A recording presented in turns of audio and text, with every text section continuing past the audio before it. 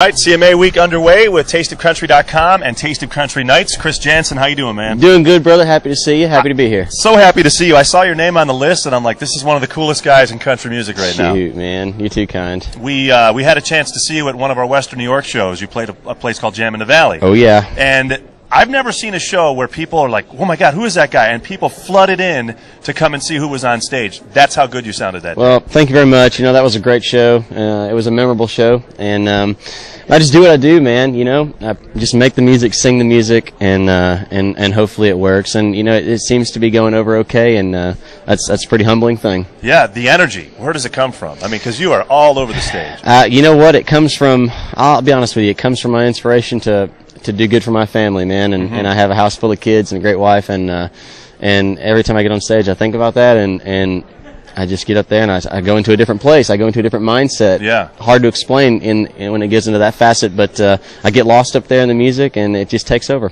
Talking to Chris Janson here at CMA Week, and I'm glad you brought up the family thing, because I was really impressed by the fact that you got up there and there was somebody in the audience was yelling something, and you said, wait a minute, man, you know, I love family. This is what it's all about. Yep. We don't need to hear that. Yep. One guy, I'll never forget that. Yeah. One dude in the middle of the audience, and I called him out, man. And I love that. Well, it was natural. It wasn't anything planned, and I wasn't showing off. It just happened.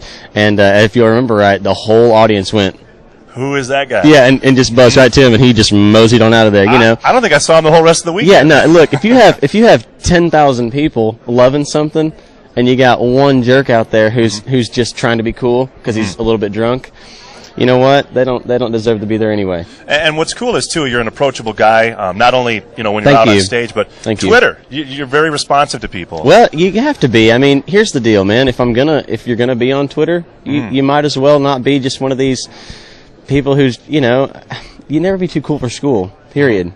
And I'm definitely not. I'm just an average, normal dude who just happens to have a really cool job where you get to be in front of a lot of people a lot of times. And I like to interact with my fans. I like to interact with just people in general, and it's a good thing.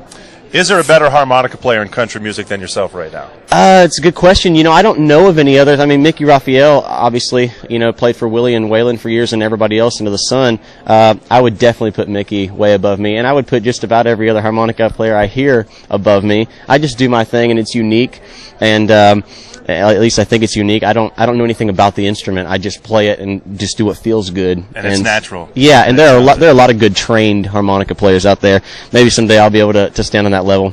Well, if Chris Janson comes to your town, you are going to see a genuine, wholesome, good old boy on stage. And Thank you, awesome, brother. Man. Great job. Thanks for coming by this week. It's my pleasure. Thank you. Enjoy the rest of your week. Thanks, man. Cool.